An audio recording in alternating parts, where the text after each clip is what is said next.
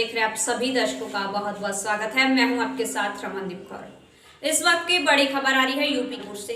क्या है पूरा मामला, देखने के लिए बने रहिए हमारे। नैनी स्थित सैम हैगन बॉर्डर्स university of agriculture technology and science SHUATS के कुलपति आर.बी. लाल के भाई विनोद बी. लाल को क्राइम ब्रांच ने लखनऊ से गिरफ्तार किया है। नैनी थाने में विनोद बी. लाल को दाखिल किया गया। नैनी पुलिस ने विनोद बी. लाल को रिमांड मजिस्ट्रेट की कोर्ट में पेश किया। धर्मांतरण मामले में गवाह पर जानलेवा हमले में पुलिस ने लखनऊ के मोहनलालगंज से गिरफ्तार विनोद बी. लाल को किया है। नैनी में दर्ज हत्या के प्रयास मामले में वांछित था। कुछ दिनों पहले घूरपुर में दर्ज धर्मांतरण मामले में भी वे नामजद है। विनोद विक्रम शिवेंद्र के साथ मारपीट धमकी मामले में वांछित चल रहा था। नैनी थाने में देर रात उससे पूछताछ चलती रही। पुलिस का दावा है कि उसके कब्जे से फर्जी आधार कार्ड भी बरामद हुआ है। विनोद बी. लाल पर 35 से ज़्यादा आपराधिक मुकदमे दर्ज हैं। पुलिस के अनुसार शिवेंद्र के मामले में ही विनोद बी. लाल की गिरफ्तारी हुई है। पिछले महीने घूरपुर थाने में क्रिश्चियन स्कूल से निष्कासित महिला ने कर्मचारी ने शुआर्ट्स पदाधिकारियों समेत 6 पर मतांतरण से इनकार करने पर धमकाने, नौकरी से निकालने और एवं बेटियों से अश्लील हरकत करने के मामले में मुकदमा दर्ज कराया था। इसके अलावा लखनऊ, प्रतापगढ़, फतेहपुर में भी आपराधिक मामलों में उसका नाम आया है। इनमें हत्या से लेकर अन्य धाराओं में मुकदमे शामिल हैं। साल 2018 में उस पर गैंगस्टर लग चुका है, जबकि धर्मांतरण के आरोप में उस पर कुल 6 मुकदमे दर्ज हैं। सूत्रों के मुताबिक वे 2 साल पहले रिटायर हो चुका है। हालांकि कुछ समय बाद शुआर्ट्स चैरिटेबल सोसाइटी ने दोबारा उसे पद पर नियुक्त कर दिया है। बता दें, वे पहले भी जेल जा चुका है। विनोद बी. लाल पर दर्ज ज़्यादातर मुकदमे धर्मांतरण से जुड़े हैं। गिरफ्तारी के समय विनोद बी. लाल के पास से फर्जी आधार कार्ड मिला है। पुलिस ने फर्जी आधार कार्ड रखने मामले जालसाजी का केस दर्ज किया है। वहीं नैनी पुलिस ने विनोद बी. लाल को रिमांड मजिस्ट्रेट की कोर्ट में पेश किया है। वहीं कोर्ट ने 14 दिन की न्यायिक हिरासत में विनोद बी. लाल को जेल भेज दिया है। संगम नगरी प्रयागराज पहुंचे डिप्टी सीएम केशव प्रसाद मौर्य ने जहां राष्ट्रपिता महात्मा गांधी की प्रतिमा पर माल्यार्पण किया, उसके बाद पंडित दीनदयाल उपाध्याय की प्रतिमा पर माल्यार्पण कर श्रद्धांजलि दी। साथ ही संदीप बालियान राज्य मंत्री के उस बयान पर कुछ भी जवाब देने से बचते दिखाई दिए डिप्टी सीएम, जिस पर उन्होंने कहा था कि उत्तर प्रदेश पश्चिमी अलग राज्य होना चाहिए और उसकी राजधानी मेरठ होना चाहिए। और क्या कुछ कहा है डिप्टी सीएम ने, आइए दिखाते हैं। 54वीं जयंती के अवसर पर मैं उनके चरणों में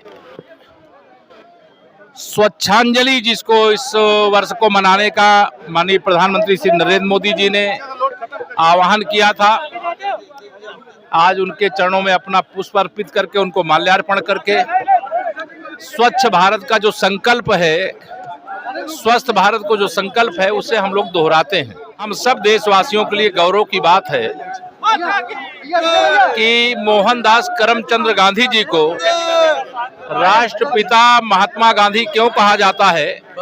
क्योंकि जब कोई व्यक्ति अपने लिए नहीं, समाज और देश के लिए जीता है, तो उसका परिणाम यह होता है कि पूरा संसार उन्हें महात्मा मानता है।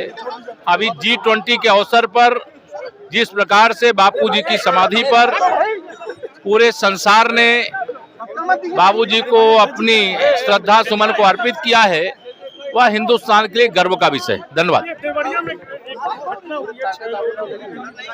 हाँ, वो बहुत दुखद घटना का समाचार मैंने लखनऊ में देखा है, लेकिन उस घटना का जो भी सच होगा वो बाहर लाया जाएगा। जो उसके दोषी होंगे उनके खिलाफ कानून सम्मत कार्रवाई होगी। अभी इसकी जानकारी मुझे नहीं, मैं जा रहा हूँ, आज जाऊंगा। संगम नगरी प्रयागराज में गांधी जयंती पर एयरफोर्स के द्वारा 91वें एनिवर्सरी सेलिब्रेशन को लेकर आज एक साइकिल रैली निकाली गई, जिसमें बमरौली एयरफोर्स मुख्यालय से प्रयागराज वीआईपी घाट संगम तक ये साइकिल रैली का आयोजन किया गया, जिसमें एयरफोर्स मार्शल आर.जे. कपूर के भी मौजूद रहे और साथ ही इसमें एयरफोर्स के जवानों ने बढ़ चढ़कर हिस्सा लिया और लोगों को जागरूक करते आए और एयर शो में लोगों को आमंत्रित करने के लिए पर्चे भी बांटे गए। एक भव्य नज़ारा था रैली का, जिसे देखने के लिए लोगों की भीड़ भी दिखाई दी। ऐसे में एयर मार्शल आर.जे. कपूर का क्या कुछ कहना है, आइए दिखाते हैं। रैली के 2 मेन ऑब्जेक्टिव थे। पहला ऑब्जेक्टिव तो कल हम लोगों ने स्वच्छ भारत अभियान में पार्टिसिपेट किया था, जब हमने हेडक्वार्टर सेंट्रल एयर कमांड के आसपास के एरियाज़ में सफाई का अभियान शुरू किया। और दूसरा पार्ट था कि उसको हम यहाँ पर संगम पर कल्मिनेट करें।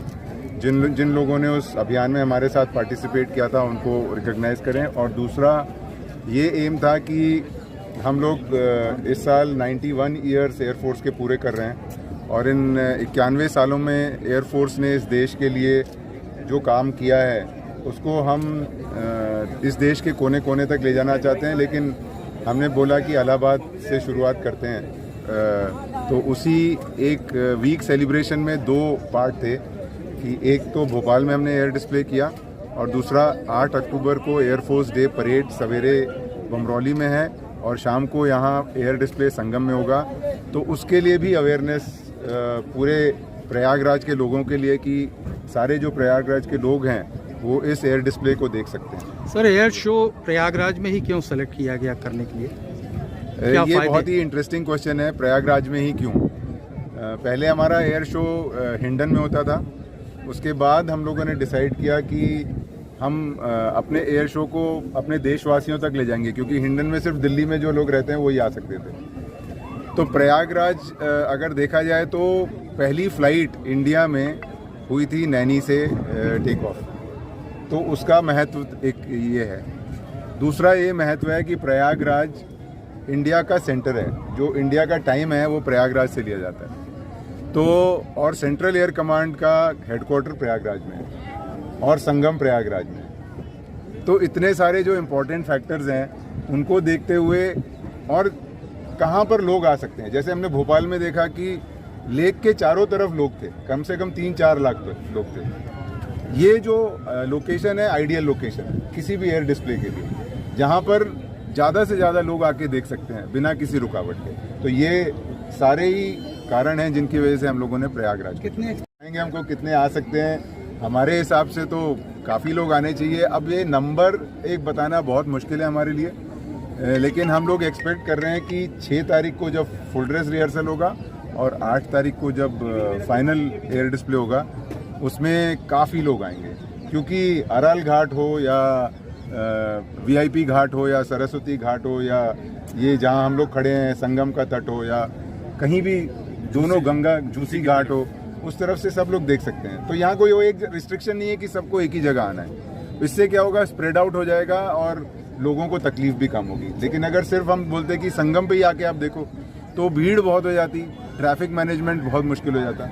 लेकिन इस जगह का ये एडवांटेज है कि आप सब लोग चारों तरफ से आके देख पाएंगे। कैंपन भी किया गया है। देखिए ये है ना, ये थोड़ा सा तो सस्पेंस होना चाहिए हर चीज़ में। अगर हर चीज़ पहले से ही पता चल जाए लोगों को, फिर उस दिन का फायदा क्या?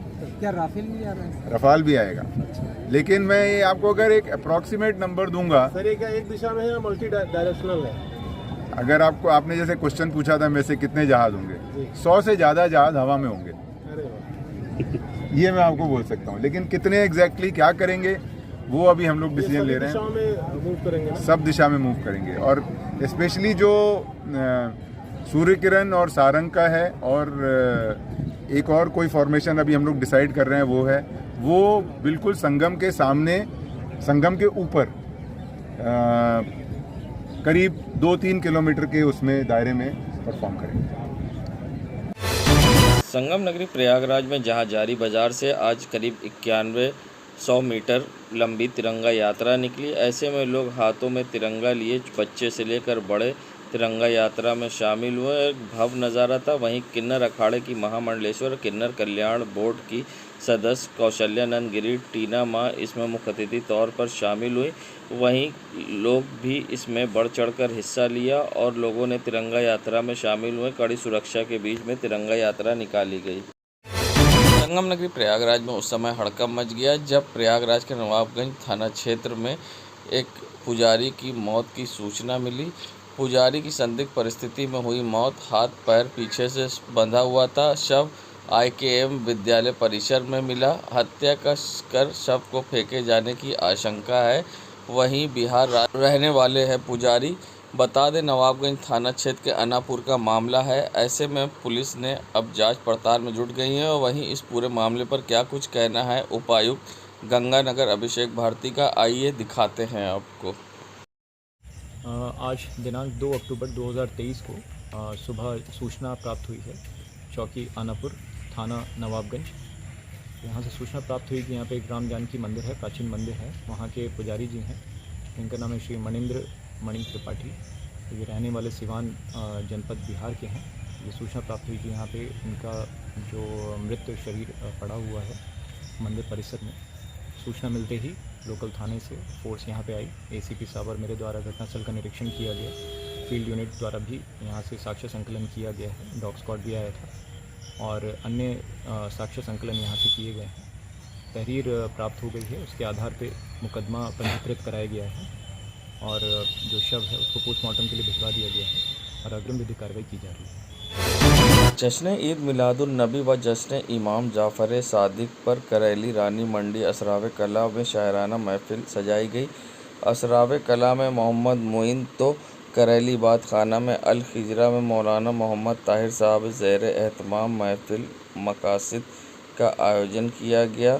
रानी मंडी इमाम बारगाह में मीर हुसैनी में आयोजक सैयद आदिल हुसैन, सैयद अकील हुसैन, सैयद जैगम हुसैन की ओर से सजी महफिल में मौलाना सैयद रज़ी हैदर रिजवी साहब किबला ने पैगंबर इस्लाम हज़रत मोहम्मद मुस्तफ़ा व इमाम जाफ़र सादिक की यौम विलादत के मौके पर जहां मुबारकबाद पेश की, वहीं दोनों की शख्सियत व अहकामात व तफसीली रोशनी डाली। नजीब इलाहाबादी के संचालन में शायराना महफिल में शोराओं ने एक से बढ़कर एक कलाम सुनाकर दाद बटोरी।